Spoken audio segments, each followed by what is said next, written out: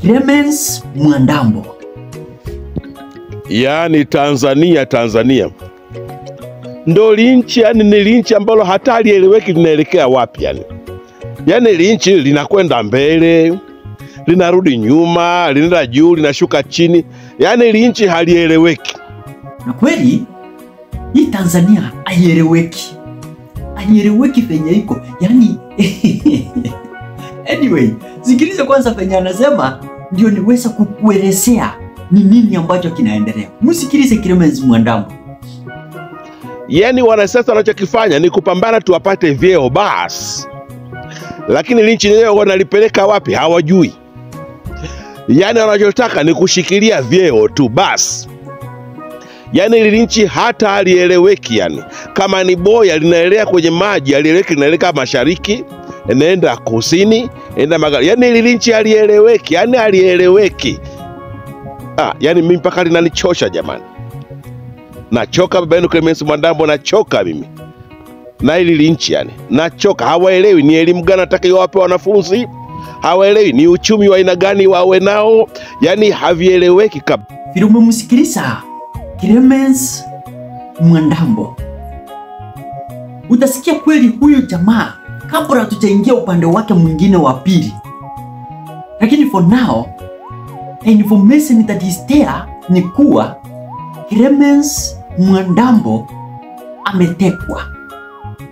Imagine, na hii kutekwa hii ndio wana Tanzania ilikuwa imewakasirisha mpaka wakaamua kuingia barabarani na kuitiza haki yao. Moja ya kile kitu ambacho Watanzania walikuwa wanakataa ni mambo ya kutekwa. Lakini sasa hivi tena tumeona watu kadhaa ambao wametekwa, akiwemo Clemence Mwandambo. Kisa na maana, Clemence Mwandambo alizungumza maneno hayo ambayo nimekuwekea hapo. Akaonekana ukriticize serikali kabisa. Akaonekana kuongea vibaya kwa serikali. Kwa manake mtu mwingine akasema hakuna mtu ambaye amepakia Tanzania ambaye anasema ukweli. Na kama yuko ni wachache sana kama Clemence Mwandambo. Hicho nacho alizungumza ukweli. Mbona Tanzania inakaa hivyo? Viongozi wanaogopa, kila mtu anaogopa, sio viongozi wa kanisa, sio watu wa wapi. Hakuna mwenye anazungumza ukweli. Na ukimpata mwenye anazungumza ukweli ni mmoja kwa watu 100. Na akizungumza ukweli ukisikika anatekwa. Na chake kimeisha. Sasa hivi Clemence Mwandambo hajulikani alikopelekwa. Na waliombeba wakamchukua inaaminika ni jeshi la polisi. Kisha na maana ni huo msimamo wake ambao amezungumza kuhusiana na serikali na ameweza kuongea kuhusu maandamano. Hiyo ndio sababu kubwa ambayo imemfanya Clemence Mwandambo kupelekwa, kutekwa.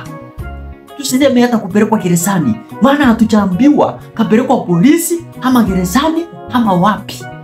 Maana kama ni kuzungumza, Clemence Mwandambo amekuwa akizungumza. Mimi nimekutana na clip zake mingi. Kivyangu nikawa nasema huyu mtu anaweza akawa kama akili haiko sawa vile.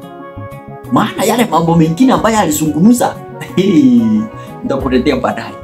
Lakini kwa saa hii tuangalie kile ambacho kilimfanya Clemence Mwandambo akatekwa. Ni hiyo video ambayo nimekuchezea hapo. Sasa hivi hajulikani Clemence Mwandambo yuko wapi. Na kitu kama hiki ndicho kinafaa kukanyagiliwa chini, Watanzania wainuke wakatae. Hiyo ndio haki ambayo Watanzania wanaitisha. Mama Samia, wewe Mama Samia, kama ulikuwa unasema hujui haki ambayo Watanzania wanayoiomba ni gani, ni hiyo.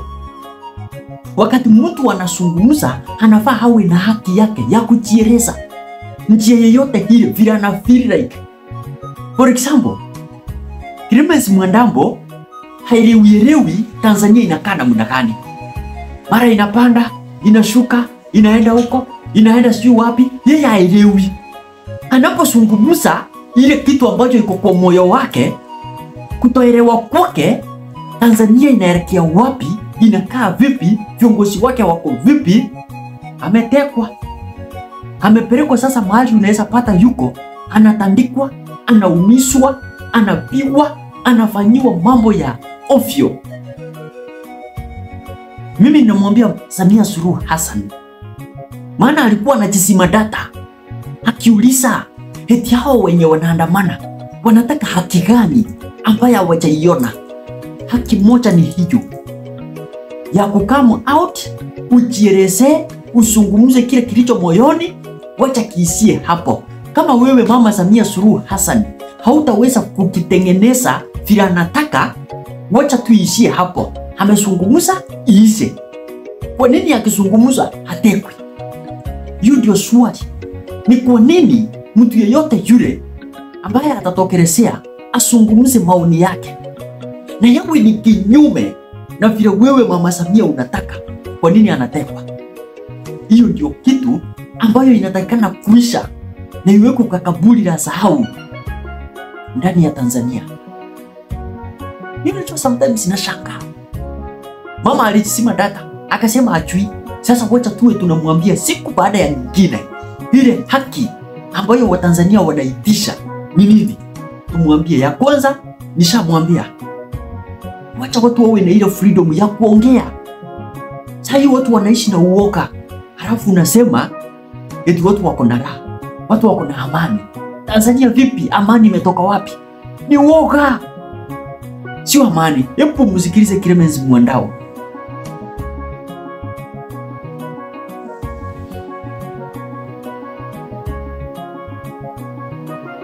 Halafu mtu anakuambia kuwa nchi ya Tanzania ni nchi yenye amani, ni nchi yenye utulivu, ni nchi yenye haina burukusani za hapa na pale, ili hadi watu wanaishi na uoga.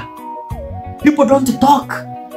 Halafu mnaangalia mnaona ni kama kuna amani, ili hali hakuna amani. Utasemaje kuna amani ili hali maaskari wako hapa nje na magongo mikononi, wanapasua watu vichwa, watu wanapiwa marisasi, halafu mnasema kuna amani? Wakati wa Tanzania wamekimya, wamenyamaza, hawazungumzi chochote.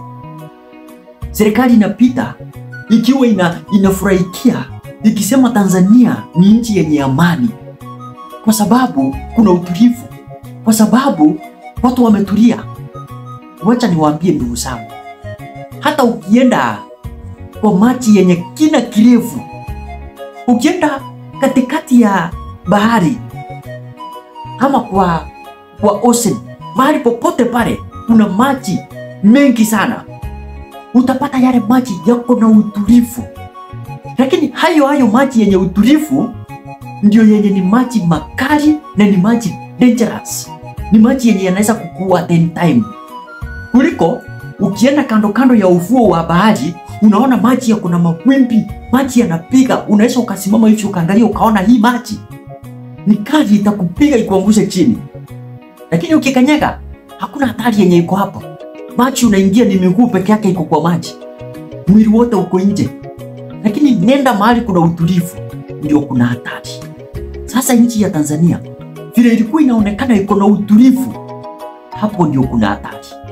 Kumbe wenye wanapiganga mdomo siku baada ya nyingine, kama huko Tanzania, huko Kenya wanapiga mdomo, kumbe hali ni nzuri kuliko mahali kuna utulivu.